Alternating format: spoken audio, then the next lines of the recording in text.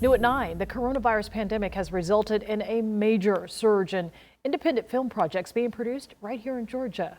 And because of the lack of content, these indie films are also reaching wider audiences than they have in the past.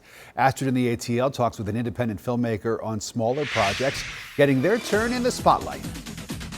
And the pandemic is giving independent films an opportunity to shine for several reasons. First of all, they require a much smaller cast, so this helps to lessen the exposure to COVID-19. And with big blockbuster movies being delayed until the end of 2020 or 2021, well, more eyes are watching these indie films.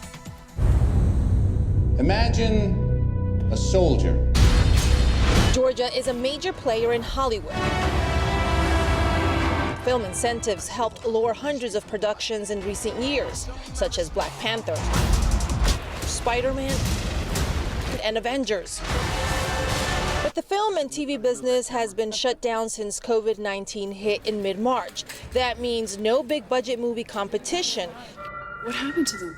A witch? Giving smaller projects their turn to shine.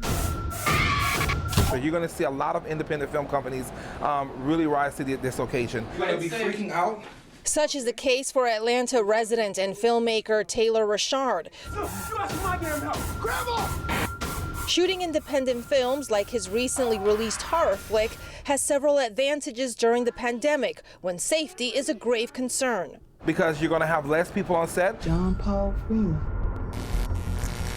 Richard's movie Hallowed Be Thy Name was shot outdoors all over Georgia, unlike on big movie sets where you have hundreds of people working in tight spaces and COVID-19 can easily spread.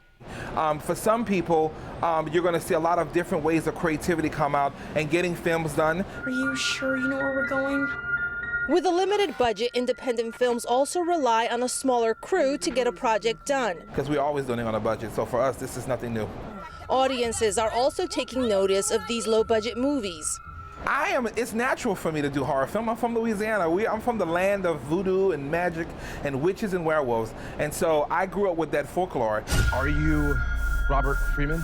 Viewers are also running out of content on streaming services, and they're turning their eyes to fresh shows, which in the past was harder to sift through, with Hollywood blockbusters stealing the headlines. Definitely a great opportunity for these low-budget movies to not have to compete with the big blockbuster studio films. Now, as for Taylor Richard's movie, you can catch it on video on demand or any streaming platform. That's all for Astrid in the ATL.